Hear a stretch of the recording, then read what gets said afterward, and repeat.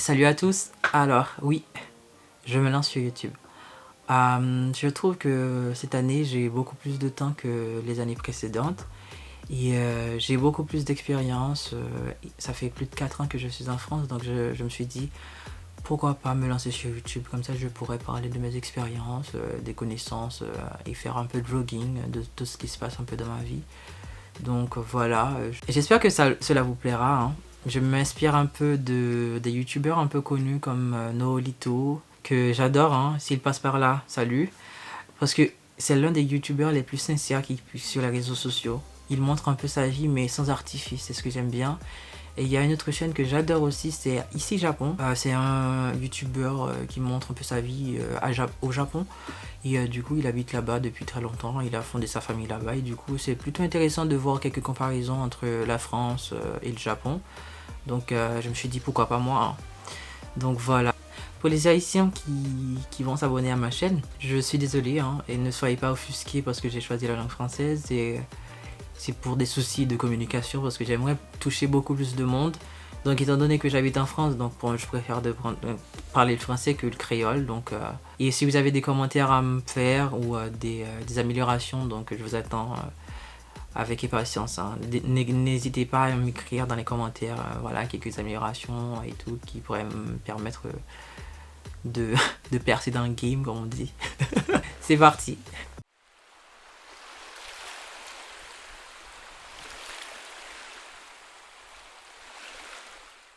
Alors, petit point historique. Pour ceux qui ne le savent pas, et comme je l'ai dit tantôt, je suis d'origine haïtienne. Donc, Haïti, c'est pas Tahiti, mais c'est Haïti. Haïti, c'est une république indépendante, ok, qui baigne dans la mer des Caraïbes. Et elle partage une île avec la République dominicaine, qui parle espagnol pour le coup. C'est une république indépendante depuis 1804. Superficie, je sais pas exactement, mais je sais qu'on est environ 11 millions et 45 000 depuis 2021. Donc, oui, beaucoup. Pour la scène internationale, on est connu comme l'un des pays les plus pauvres, hein, il faut se le dire. Et avec tout le temps des soucis climatiques, des soucis politiques, etc. Mais c'est pas que ça, Haïti. Dès que je suis arrivé en France, ça a été tout le temps ce discours en mode oui, ça va ton pays, tout va bien, ta famille, etc. Oui, ils vont bien. Et s'ils passent par là, salut. Et c'est juste que oui, on a des problèmes, mais bon, tous les pays ont leurs problèmes à des niveaux différents. Haïti est connu parce qu'on a eu la catastrophe naturelle qui a eu lieu le 12 janvier 2010, qui a frappé le pays. C'était un peu bouleversant, si je puis dire. Voilà. Toutefois, il y a quelques points historiques, il faut en parler. Donc voilà, en parlons-en, ne soyons pas timides. Alors, Haïti, c'est la première république noire qui a pris son indépendance le 1er janvier 1804 et qui est indépendante depuis, hein. C'est l'une des territoires où Napoléon Bonaparte a perdu une bataille, je crois. C'est la bataille de Vertières en 1803 aux environs. Les Français, ils en parlent pas beaucoup parce que je pense qu'ils étudient pas ça à l'école. Ils parlent surtout de la bataille d'Austerlitz. Tout ce point de contextualisation, c'est pour vous introduire dans le sujet de la vidéo, hein. Donc, une petite comparaison entre le français de la France, et le français caribéen, plus particulièrement le français haïtien. Haïti parle français. Certes, c'est pas la majorité de la population qui parle français, mais Haïti est considéré comme l'un des pays de la Caraïbe francophone. Selon les écrits, je vais vous mettre le lien en barre d'infos, environ 4,5 millions de personnes parlent français contre 11 millions qui parlent le créole. Je regarde mes notes. À partir de 1917, je crois, le français est officiel, hein, est devenu officiel. Mais c'était pas entré dans la Constitution. À partir de 1987 environ, le français est rentré dans la Constitution. Dès que tu vas à l'école, ben, tu dois parler français et d'autres langues, etc. Donc c'est plutôt bien.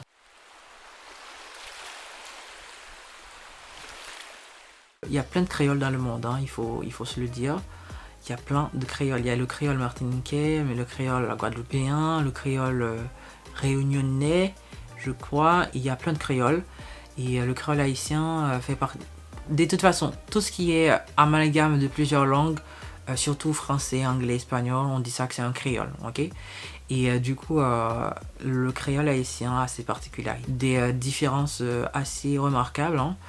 C'est surtout au niveau des prononciations, des termes utilisés par exemple pour désigner certaines choses, certaines plantes, certains animaux qu'on trouve que là-bas. Et surtout qu'on a gardé, que j'ai réalisé ça en venant en France, que en Haïti, dans le français haïtien, on a gardé certaines expressions du vieux français.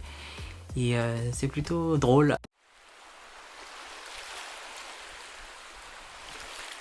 Revenons au sujet de la vidéo, le français haïtien plus particulièrement. Alors le français haïtien est quasi similaire avec le français de la France métropolitaine. Parce que, voilà, on a été colonisé pendant des années par ce pays. C'est un français parlé généralement à l'école, parce que tu peux pas le parler tout le temps et avec tout le monde. C'est la réalité, hein, il faut s'y faire. Alors, parlons un peu de mon expérience, hein. Je sais que là-bas, le français n'est pas une langue parlée dans la vie de tous les jours, hein. Il faut surtout le parler à l'école. Et même à l'école, parfois, c'est un peu les élèves, hein, que j'ai côtoyés.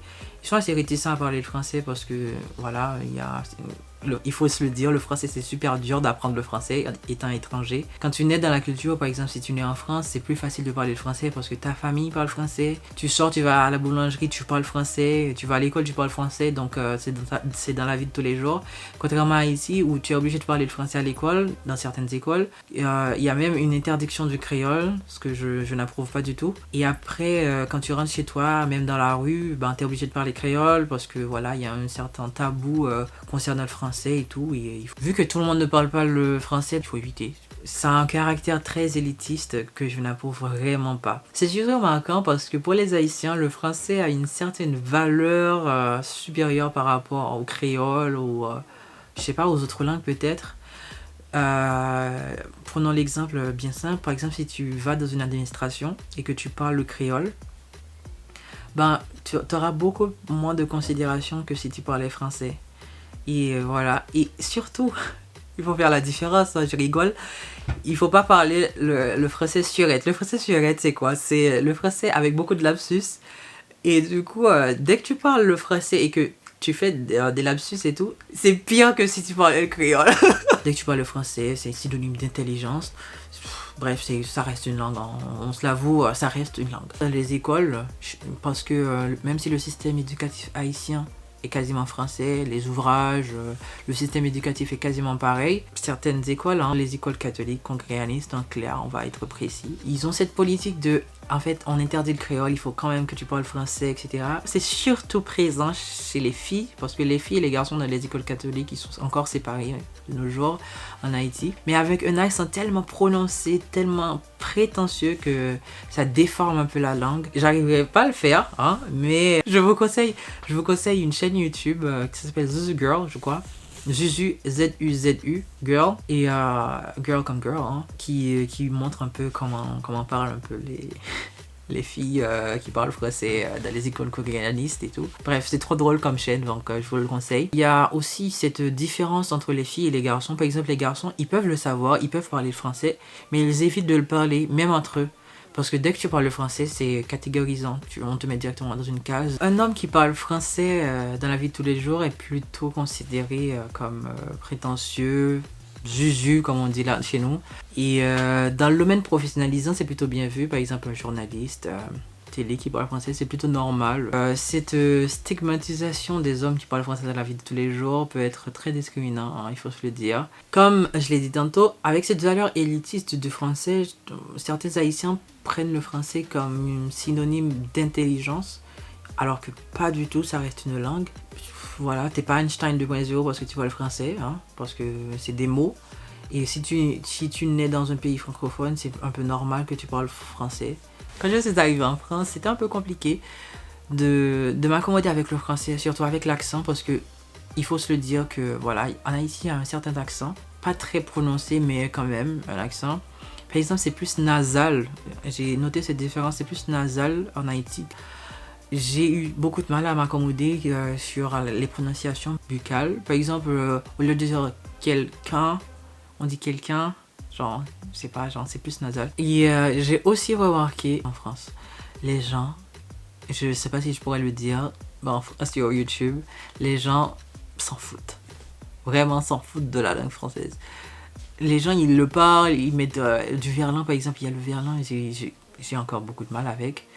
Il y a le verlan qu'ils utilisent en changeant les syllabes des mots et tout. On apprend tout le temps en Haïti à accorder les verbes, à accorder les adjectifs et tout, mais eux, ils s'en foutent. La majorité des personnes qui habitent en France, ils font pas attention, comme nous, on fait attention à la langue française. Ils ne le donnent pas autant d'importance comme nous, on le donne là-bas. Bref, j'ai beaucoup radoté, hein, j'avoue.